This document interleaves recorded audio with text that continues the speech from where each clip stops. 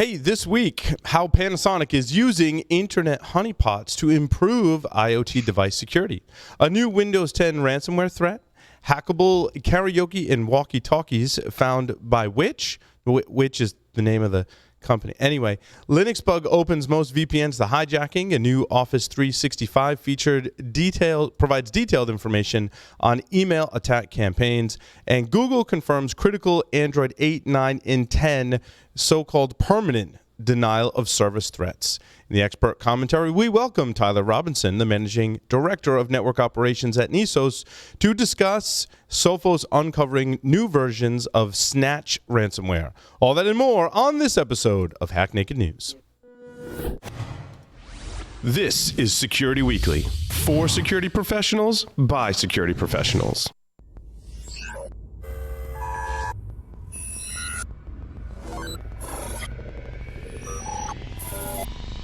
Broadcasting live from G-Unit Studios in Rhode Island, it's the show that brings you the security news each week. And despite popular belief, we do wear pants. It's Hack Naked News. Make sure your team is prepared to fight off the latest cybersecurity threat. IT Pro TV is the resource to keep you and your IT team skills up to date. You can stream IT Pro TV courses live and on demand, so there's no need to send staff to off-site training. Team subscriptions include Pro Portal, so managers have full control over your team's training schedule. Go to itpro.tv/hack-naked and use the code HN30 to try it free for 7 days and receive 30% off your monthly membership. Let the team at Black Hills Information Security test your defenses. With over 10 years of experience in penetration testing, red teaming, and threat hunting, the testers at Black Hills will help you find the holes in your security before the bad guys do. The team at Black Hills cares about educating and sharing their knowledge by creating countless blogs, open source tools, and webcasts for you to learn more about the tradecraft of pen testing and red teaming. Visit securityweekly.com/BHIS to join their mailing list and view the latest blogs and webcasts from Black Hills Information Security. Welcome everyone to Hack Naked News, episode number 245 for December 10th, 2019. I'm your host, Paul Asadorian. Mark your calendars for the Security Weekly Holiday Extravaganza on December 19th. Security Weekly will be live streaming 6 one-hour panel discussions with some of the most knowledgeable professionals in the industry. To round out the evening, Ed Scotus will be joining the Security Weekly host to give his annual announcement about the CounterHack Holiday Hack Challenge. You can view the live stream or go to our YouTube channel directly on our website. If you go to securityweekly.com/live, you can watch the whole thing, and we'll record it and release it later as well in case you miss it on the 19th. And now the security news for this week. Panasonic is using internet honeypots to improve their IoT device security. I thought this was really cool. Like, if you wonder if people can hack into your stuff, why not just put it out on the internet and monitor it and see if they really can? So in order to ensure development teams have as much information about potential security vulnerabilities in products as possible, both unreleased and on-the-market products are placed in honeypots, which are monitored to gain insight into how devices are attacked by real-world hackers. The quote from the article says, "We deploy our real-world appliances as a honeypot, and we collect attacks and malware targeting of our devices. We can deploy products under development as well, according to experts at Panasonic."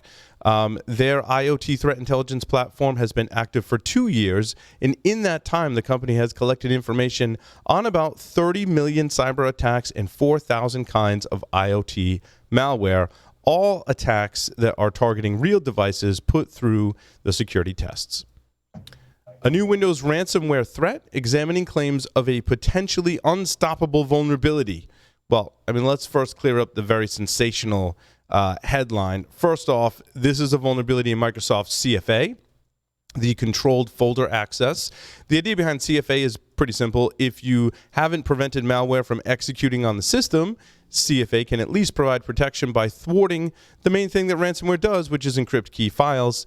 An example of one of those bypass techniques that has led to the vulnerability is dubbed RIP, RIPlace. technique. It looks better when you read it. In any case, the malicious code replaces the file with its encrypted version rather than deleting the file first. Based on conversations with Niotron, which is the company that found this vulnerability, and several other techniques, this situation occurs due to an error in the way that CFA is monitoring files to protect them. Also important to note, Microsoft's really not motivated to fix this issue. Birth certificate data laid bare on the web in multiple states. Basically, someone's operating with their pants down and really has no clue that they're doing so. The Open S3 bucket that was found uncovered more than 752,000 applications with names, email address, phone numbers, family member info, dates of birth for the reason for making the application. According to TechCrunch, which verified the data, the bucket is still opened and updates are daily to this bucket. In 1 week, it added 9,000 applications to the database. The owner didn't respond to multiple contact efforts, and Amazon said that it would notify the owner, but no action has been taken, according to FIDUS. For that reason, the company has not been named. So somewhere out there on the internet, there's a data leak, and they're adding stuff to it all the time. So if you can find it, you can have access to that information too. Hackable karaoke and walkie-talkie toys are found by Which. Which is the name of it's Which with a question mark is the name of the company, which is really super confusing when you read the article. But it looks like basic Bluetooth pairing vulnerabilities. They say a stranger could, for example, use VTech's Kitty Gear walkie-talkie to pair to another one of the devices being used by a child from a distance of up to 200 meters. For those playing at home, that's 656 feet. The Bluetooth pairing devices would have to take place within the 30-second window when it boots up once the child's device has been activated. Which also found that the Singing Machine SMK250PP karaoke machine had been designed so that a stranger could stream audio to a child from a distance of up to 10 meters because the Bluetooth connection did not ask for authentication. Linux Bug has opened most VPNs to hijacking. According to researchers at the University of New Mexico and Breaking Point Bad, the bug, which is being tracked to CVE 2019-14899, allows an attacker to determine if a user is connected to a VPN, the virtual IP address they have been assigned by the VPN server, and whether or not there is an active connection to a given website. In an advisory released this week, they noted that once a proof of concept exploit allowed them, which it was a proof of concept, now the concept has been proven, allowed them to determine a VPN client's virtual IP address and make inferences about active connections. They were then able to use encrypted replies and unsolicited packets to determine the sequence and acknowledgement numbers of connections. This allowed them to hijack TCP sessions and inject data into the TCP stream. You should go read the original research as was posted. There is a link in the article that links to that because it's really cool. Well, I guess if you're using VPN software on Linux or Unix style operating systems, it's not so cool. Microsoft to end updates for Windows 7 free AV software security essentials. I mean, let's face it, if you're still on Windows 7, you probably need something better than security essentials from Microsoft. But in any case, your Windows 7 computer is not protected by Microsoft Security Essentials after January 14th, 2020, said Microsoft in a support document, mainly concerned about the extended security updates being shielded to enterprises. MSE is unique to Windows 7 and follows the same lifecycle dates for support, according to Microsoft Security Essentials. The free AV program that launched in 2008 was originally limited to consumers. However, in 2010, Microsoft expanded the licensing to small businesses defined as those with 10 or fewer PCs. 2 years after that, MSE was replaced by Windows Defender with the launch of Windows 8. Since then, Defender, of course, has been baked into follow-up versions of the operating system, including Windows 10. Windows 7, though, has been stuck with MSE. Moral of the story, like don't get off Windows 7 as soon as you can. New Office 365 feature provides detailed information on email attack campaigns. This is cool stuff from Microsoft as they announce capabilities that will provide security teams with summary details about the campaign, including point of origin, pattern, timeline, size, and the number of victims. Additionally, it shows a list of IP addresses and senders and data on messages that were blocked, zapped, sent to junk, or quarantine. Zapped is, I think, what they call when a user flags or the system flags something as part of an email phishing campaign, or allowed into the inbox, for that matter.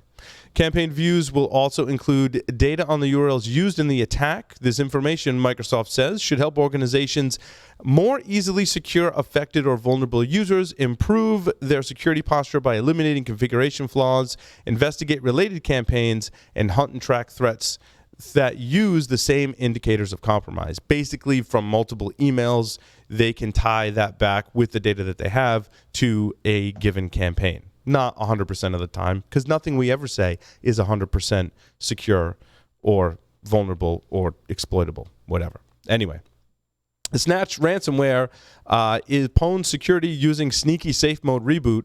We'll cover this in the expert commentary. I did want to note that on Paul Security Weekly, episode 482, researchers from CyberArk Labs in 2016 created or disclosed this type of attack where basically safe mode disables much of the protections available in Windows, even on third-party endpoint protection. I don't want to spoil too much because we're going to talk about it. In 2016, when I was talking about it to people, nobody cared. Maybe people will care now that it's a cool technique. In any case, we'll find out more coming up next. But first, Google confirms a critical Android 8, 9, and 10, what they're touting as a permanent denial of service. Tracked as CVE 2019-2232, it's been rated as the most severe of the three critical vulnerabilities addressed in the December Android Security Bulletin, which is still being rolled out. Takes about a week and a half.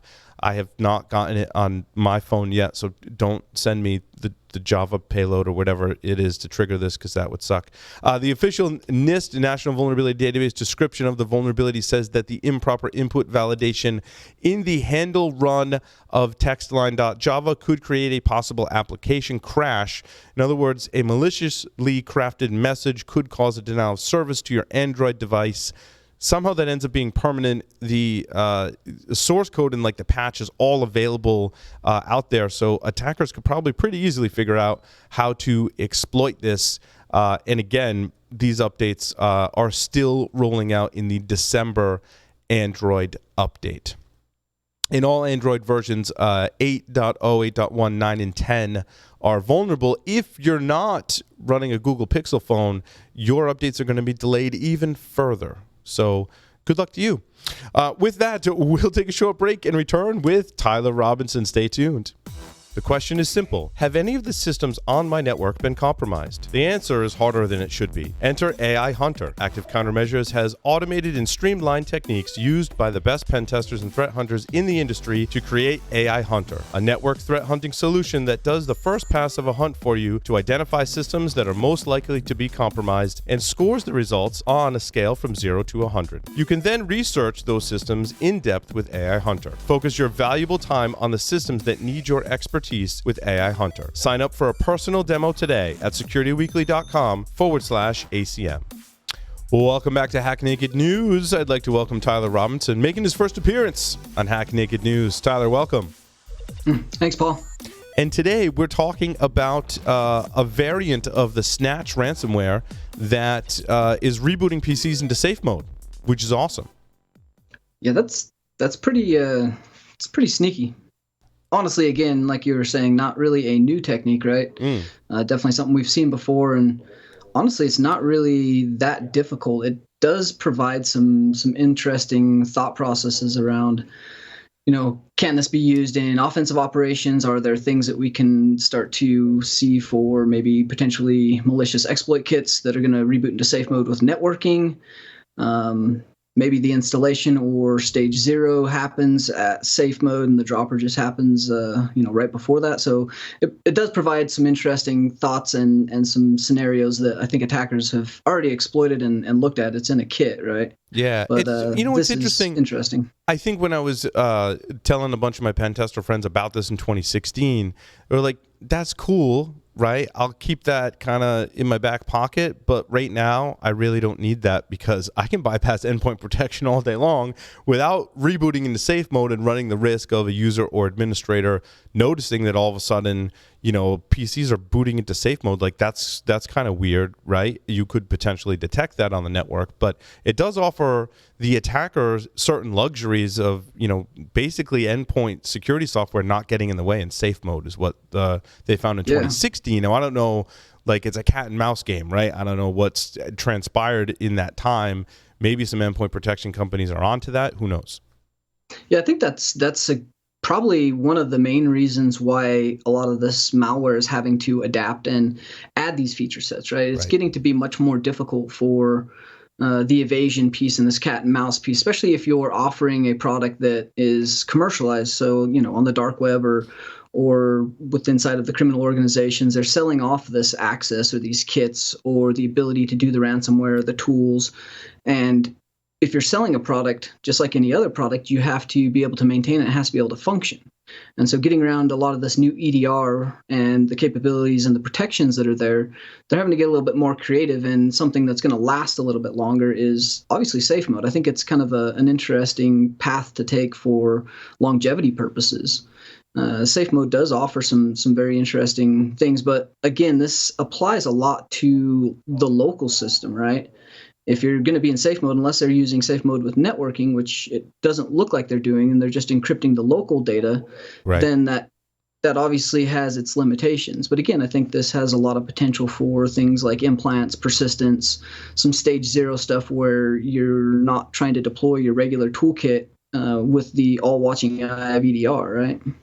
Yeah, it was interesting. I remember from that original interview that they said that you could reboot the system in safe mode, but then change certain settings in Windows that makes it look like you're not in safe mode. So in this case, they're just ransomwaring it, right? This is just their path to encrypt the hard drive, which in this use case makes a lot of sense, right? But if they do want to maintain persistence, maybe you don't even reboot back into the regular operating system. You try and keep that user in safe mode. Yeah, I think you can, again, adapt this to be a much more stealthy technique where you're rebooting and you're allowing the graphical settings to come up. Some of the safe mode things you can disable. Obviously, you have networking capabilities and making sure that all the functionality of the network is working. If you have those particular pieces, then the average user, how are they going to know whether they're in safe mode or not? And again, that applies back to the EDR, AV, even DLP. Like, does that mean if the DLP is operating on the host level, does that mean that the DLP is going to miss stuff because the service doesn't start? So there's definitely some interesting ideas here. Yeah, and I find it interesting too that, a lot of the applications won't be running if you reboot in safe mode. And of course, you can gain better control over the system in safe mode, but all the data is still there, right? And if you reconnect the network, you can connect to other things and pivot, and all the data on the host is still there. Just, some services aren't running. Yeah, and again, this is so simple from the standpoint of the reboot process and setting the registry key for the service. So all the attackers are doing is setting a service and if I remember, it's a HKey local machine.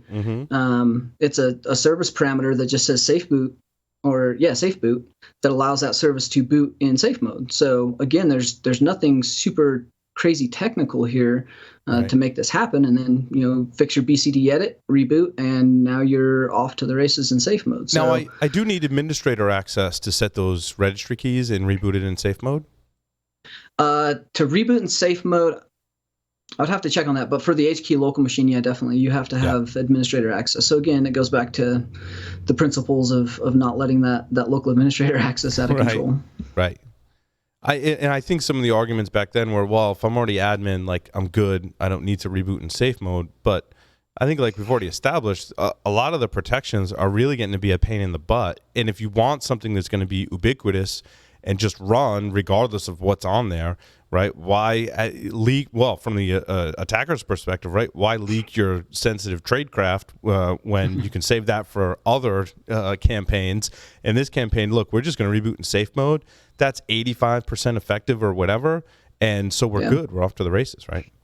And I think ransomware kind of has a different problem to solve, right? A lot of what they're trying to do is scale and or automate. And so the automation piece, the access in which they're trying to build the scripts and have it laterally move, and they don't want to have operators on keyboard or have to put that time in for each individual system that they're encrypting. This is volume and scalability for profit, just like any other corporation, right? So again, they're trying to fix that problem of automation, making it easy and being able to bypass and not have to know every EDR or perform enumeration or reconnaissance and have different attacks for each one of those. They're trying to solve it all in one swoop, which again, not new, but very novel and a pretty creative idea. I mean, and there's other protections that you're missing, right, when an attack gets to this point. But if we look at just the safe mode rebooting, how do you prevent against that? I mean, you don't necessarily want to prevent all of your Windows machines from going into safe mode, right? That could be bad. That could be bad. The prevention, honestly, like, again, not a lot of it goes back to the initial access vector. A lot of what the report that Sophos put out was talking about was the initial access that these attacks are typically taking. And we've seen this common across almost all ransomware is people are failing at the fundamentals. People are exposing RDP, VNC, TeamViewer. They're exposing all of these services directly to the internet, or they have a poor password on them.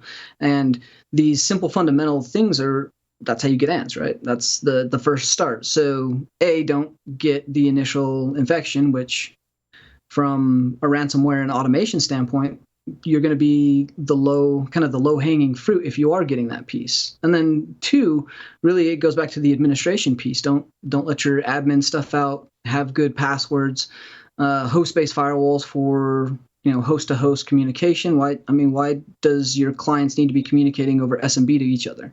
Like these very, very simple rules that can be employed with a GPO that take 10 minutes for one single rule. Why are we still in 2019 and having this easy access, easy lateral movement, and this ransomware being able to automate itself? Like, the safe mode stuff is really cool, but again, this comes back to this is just another variant of ransomware. Like, let's get back to fundamentals and not allow this ransomware to be this effective. Exactly. Yeah, it's interesting. I wonder if you reboot with safe mode and with networking support, if the firewall's turned off. I don't remember from that interview. I mean, of course, you've got the firewall enabled on your other host systems there, right? But if you can reboot into safe mode and it lifts any outgoing restrictions that you had, it can definitely help you pivot into other systems that maybe aren't the other host on the network, but I should be able to talk to the domain controller, right? And maybe some other servers that are on the network, so. Yep. And so going back to a good identity management, like making sure that you're not spreading admin credentials that can access a file server or a domain controller at the level in which they can encrypt all those files.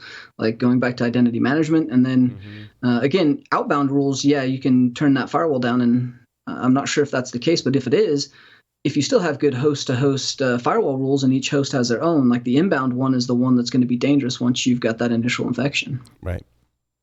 Good stuff. The link to the article is in there, as well as to the segment that aired on episode 482 of Paul's Security Weekly.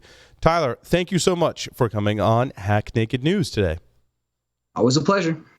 With that will conclude this episode. Thank you, everyone, for listening and watching. See you next time.